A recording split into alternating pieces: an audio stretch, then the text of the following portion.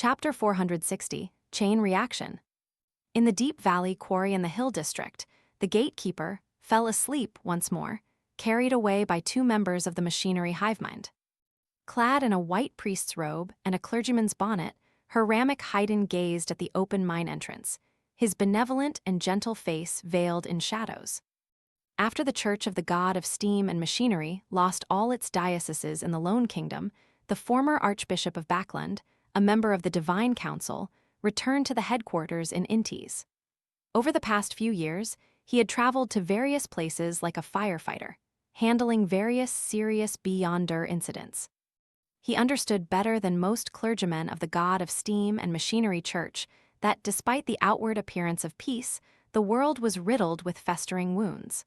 Problems abounded, and hidden dangers lurked in the darkness.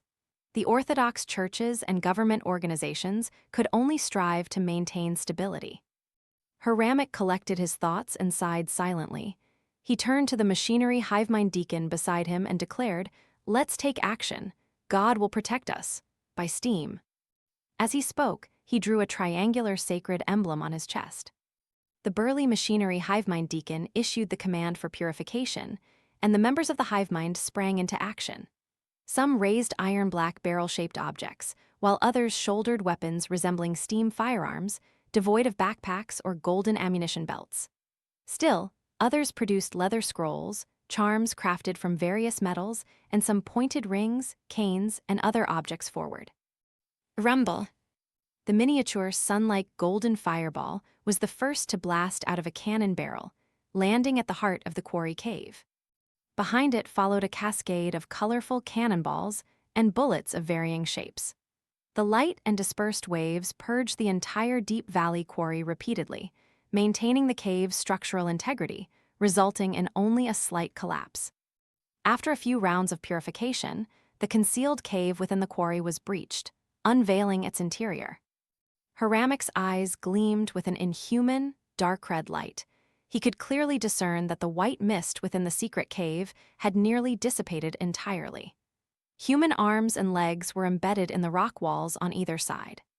The Archbishop advanced, leading two squads of machinery hivemind members through the quarry and into the concealed cave. Before entering, he cast a glance back at the nearby Deep Valley cloister, closely monitored by Trier's Archbishop with sealed artifacts. Hiramic studied the human arms and legs attached to gears, crankshafts, and other mechanical components, resembling experimental subjects. Under the deacon's orders, the machinery hivemind members initiated another round of purification. They persisted until the arms, legs, and machinery had turned to ashes or fragments, allowing them to proceed further into the secret cave and descend the tunnel. After several iterations, Hiramic and the machinery hivemind members, their pale white hair concealed by clergyman bonnets, reached a vast, laboratory-like chamber. Here, human arms intertwined with machinery following ceiling tracks, perpetually gripping cabinets, sinks, long tables, and iron boxes, moving them toward the blazing fire at the deepest part of the hall. A few human corpses were piled in the chamber, and a humanoid figure made entirely of machinery stood among them. This mechanical being stood at a towering height of over 3 meters.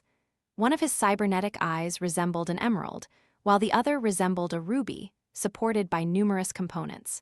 His temples were encased in a transparent special material, revealing the squirming grayish-white brain within. The mechanical giant cast a glance at Hiramic and the others, who were scattered at the entrance of the chamber, and emitted a metallic chuckle. "Surprised, are you? I don't require steam to power myself or a human body to control me. I can perform any task just like a normal person, including combat. Unfortunately, my sequence isn't high enough to replace the human brain. Seeing this, you have no reason to doubt, right? We are the chosen children of God. We follow the true teachings of God, while your spirits and flesh have been tainted by the pleasures and indulgence of the mortal world, causing you to abandon the throne of God."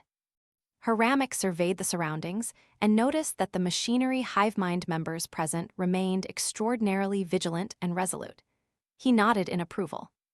Turning his attention to the mechanical giant, his benevolent expression remained undisturbed. "You used a spirituality gem, didn't you?"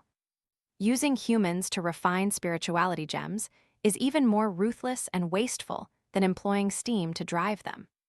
Claude, I thought you were momentarily lost and would gradually return to your senses within the Deep Valley Cloister. I didn't anticipate that you would become a heretic. Heretic, the mechanical giant laughed. You are the heretics. When was the last time any of you received a revelation? All the time, Hiramic responded with composure. Claude, tell me, where is the hostel? Are you in league with those evil gods to set your sights on Fourth Epic Trier? In his mechanical giant form, Claude's eyes emitted red and green lights as he spoke with solemnity. You have strayed from the teachings of God. You no longer possess the spirit of sacrifice. The future of this world and the chance for a deity to ascend to the pinnacle lies within Fourth Epic Trier. The sooner we unlock it, the greater our hope. Without waiting for Hiramic's reply, the mechanical giant declared coldly, I will show you who the heretics are and who the true followers of God are. As soon as Claude finished speaking, the light in his cybernetic eyes flared and the entire chamber trembled. The sounds of machinery in operation resonated with an enigmatic aura. In an instant, the machinery hivemind members, who had been on the verge of unleashing their firepower, witnessed projected paintings depicting the evolution of humans emerging from obscurity, advancing step by step, and building civilizations at various stages. These paintings were ethereal, weighty, delicate, and magnificent. Hiramic and his companions seemed to transform into the people within the paintings, experiencing the gravity and splendor of civilization. At that moment, a face appeared outside the painting. This figure wore a towering crown, with his nostrils decayed to the point where only 2 black holes remained. His eyes were filled with countless overlapping star charts, and they stared greedily at Hiramic and the others, as well as their civilization. Silently, more faces pressed against the surface of the painting. Some had their heads bisected by a ruler, while others were adorned with yellow paper covered in strange symbols. Some were covered in ears of wheat and rice, while others barely took on human forms, their bodies adorned with various symbols. These faces were larger than Hiramic and his companions combined. They stared fixedly at the scene through the painting. The machinery hivemind members who beheld these faces experienced a profound fear from the depths of their hearts, as though their entire civilization would be obliterated. Just as they were on the verge of losing control, the faces vanished mysteriously, just as they had appeared. The scene before Hiramic's eyes reverted to its normal state. The mechanical giant Claude and the frenziedly operating chamber re-entered his field of vision. The archbishop remained unruffled, though his voice resonated with anger. Heretics! As his voice reverberated, he flexed his left wrist with his right hand, unveiling a black, cold, and weighty metal tube. The sound of gears clicking filled the chamber, illuminating it as brightly as daylight. The machinery hivemind members launched their attacks in succession. Rumble! The Deep Valley quarry experienced a distinct tremor, as though a brief, violent earthquake had struck. In underground Trier, just outside the stone door through which the Carbonari had disappeared, crimson fireballs hovered in the air, casting a warm glow in the dark tunnel. Blazing Danitz, dressed in a linen shirt, a brown jacket, dark pants, and black leather boots, had one hand in his pocket as he fixed his gaze on the nearby stone door. His burnt yellow hair and eyebrows framed his face, and he casually held a weed in his mouth, surveying the surroundings with his dark blue yet bright eyes. Nearly 20 men, all dressed as sailors, silently fanned out in the vicinity. Some twirled daggers, others wiped the barrels of their revolvers, and a few stretched their necks in anticipation. A grinning, brown-haired sailor finally broke the silence and questioned Blazing Danitz. "Captain, why are we aiding the Intes government in pursuing the Carbonari? And why are we doing it for free?" Danitz glanced at him, spat out the weed from his mouth, and muttered under his breath, "Damn fools, do you want to see Trier in ruins? Are you lads not still in Titian?" As he spoke, he swung his fist at the stone door.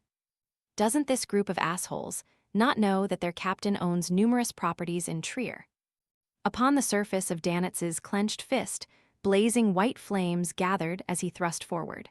Eventually, They coalesced into a fireball emitting a destructive aura. Boom! The ground shook and the stone door shattered. Jenna descended gracefully in the seemingly endless darkness, occasionally brushing against gravel but escaping physical harm. After what felt like an eternity of descent, her feet finally touched solid ground. Her beautiful blue eyes reflected a building. It was a slightly crooked beige house. The lower 3 floors bore the architectural marks of Roselle's era, featuring pillar walls, arches, and large windows. The top 2 floors, in stark contrast, seemed crudely appended as an afterthought. Jenna was visibly taken aback. The building before her was one she recognized all too well. It was Auberge du Coq d'Oreilles. At that moment, light streamed from numerous rooms within Auberge du Coq d'Oreilles. Jenna spotted a man and a woman standing on the 3rd-floor balcony, wrapped in each other's embrace. The man sported black-framed glasses, his neatly combed brown hair adding to his refined appearance. As for the woman, she wore a lake blue dress, her plump face and ethereal brown eyes creating a curious juxtaposition. Thud thud, Jenna's heart raced. She had never actually met the woman, but she was familiar with the man. It was the missing playwright, Gabriel.